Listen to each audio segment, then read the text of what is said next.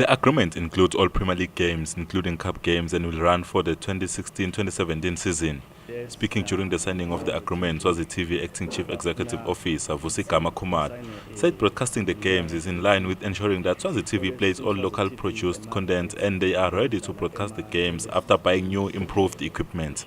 Na Swazi TV bafuna ukuthi basayine sivumelana sokuthi sithole Swazi TV ema rights ekudlala ema PLS games cishe ongana la khona la under PLS. Ni yathi ke bekunene ukuthi sike sawadlala ema games akhe PLS eminyakeni lephelile kodwa kwakungasiwo onke. Kepha nyalo sicishe sidawathola ongane kusalo nje lawo lambala. Lo lesikwentako ku part of our local content strategy.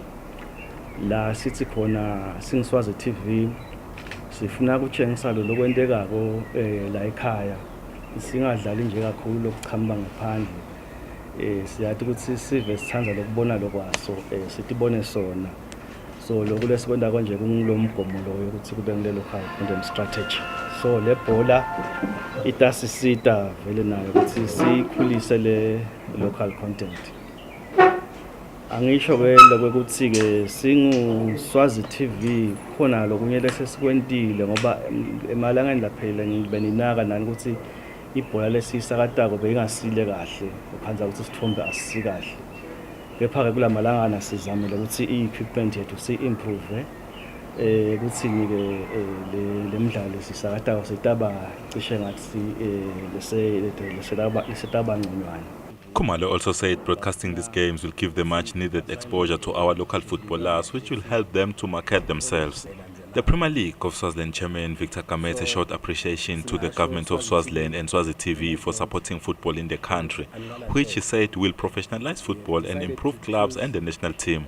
Gamete said the move to sign with Swazi TV was motivated by the fact that they are a local channel looking to improve local football. CPLS oqala nje sitaqala ngokubonga our government because you know ukuthi Swazi TV it's a parastatal yahulumende wethu.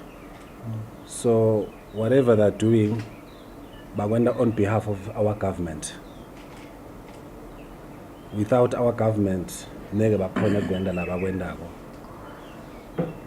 Spinze again to thank management Yaga Swazi TV, the whole structure Saga Swazi TV.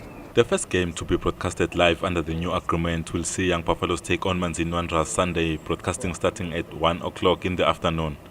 Reporting for Swazi TV Sport News is Patizwe Msibi with Celiwe Dlamini, Mbabane.